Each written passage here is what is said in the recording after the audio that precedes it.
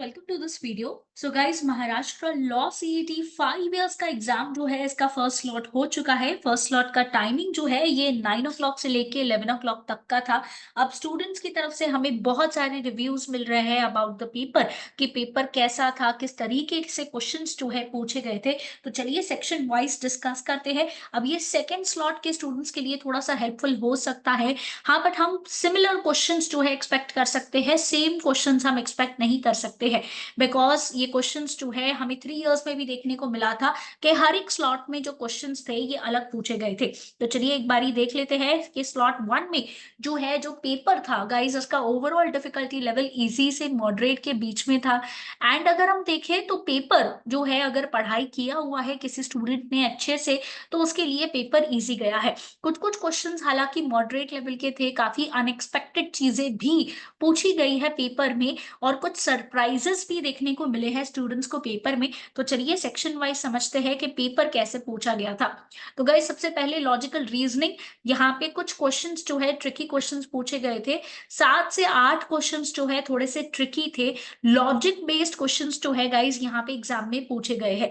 तो यहाँ पे इट्स लाइक पजल्स वगैरह का जो एक्सपेक्टेड क्वेश्चंस होते हैं, ये क्वेश्चंस हमें नहीं देखने को मिले हैं। लॉजिक बेस्ड क्वेश्चन ज्यादा देखने को मिले हैं जो थोड़ा सा टाइम कंज्यूमिंग भी थे। तो इसका ओवरऑल डिफिकल्टी जो है हम लोग मॉडरेट बता सकते हैं। उसके बाद इंग्लिश का सेक्शन जो है गाइस इजी था, बहुत ज्यादा लेंदी नहीं था, क्योंकि एक ही आरसी जो है इसमें पूछा गया था। मैक्सिमम नंबर ऑफ क्वेश्चंस हमें ग्रामर के बेस्ड क्वेश्चंस जो है देखने को मिले, सिनोनिम एंटोनिम्स जैसे क्वेश्चन देखने को मिले हैं, जहां पे सेंटेंस फॉर्मेशन भी करना था। अपार्ट फ्रॉम दैट हमें फिलिंग इन द ब्लैंक्स भी देखने को मिला है। बट अगर हम ओवरऑल पूरा का पूरा डिफिकल्टी लेवल बात करें तो ये पूरा इजी जो है आया था। बहुत कम टाइम जो है यहाँ पे लिया स्टूडेंट्स ने, क्योंकि आरसी जो है सिर्फ एक ही हमें देखने को मिल रहा है। उसके बाद जीके की बात करें तो जीके अगेन बच्चों को इजी से लेके मॉडरेट तक गया है।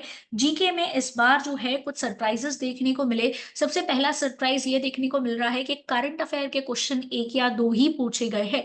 मैक्सिमम नंबर ऑफ क्वेश्चंस जो है हमें देखने को मिल रहे हैं स्टैटिक पार्ट से, और उन्होंने जो है हिस्ट्री बेस्ड क्वेश्चंस ज्यादा पूछे हैं।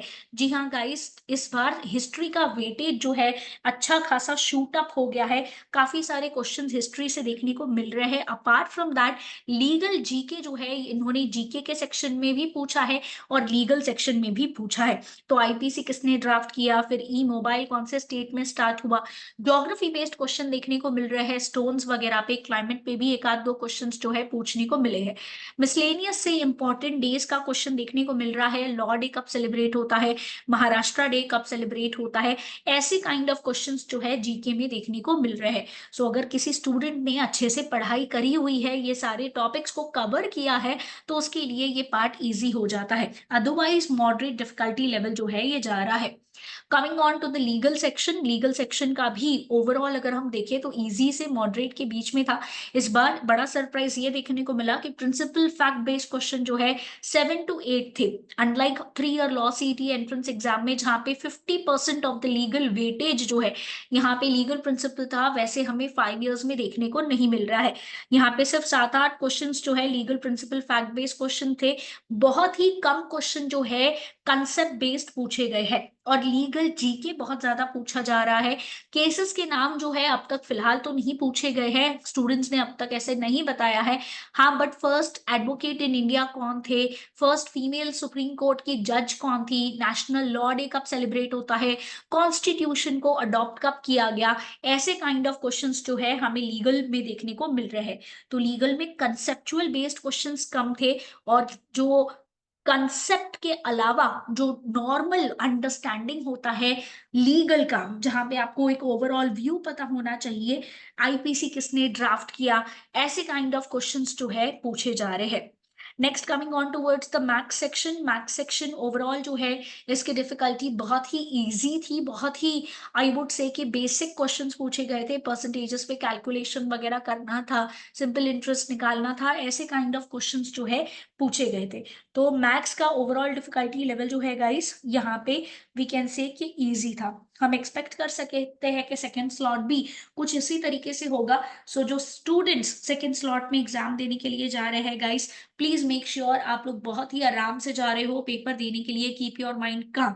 और फर्स्ट स्लॉट जैसा भी था, you don't have to think about it, आप लोग रिलैक्स होके जो है सेकंड स्लॉट देने के लिए जाइए। So don't forget to share this video with your friends, and all the best to all the law aspirants who are giving the exam today.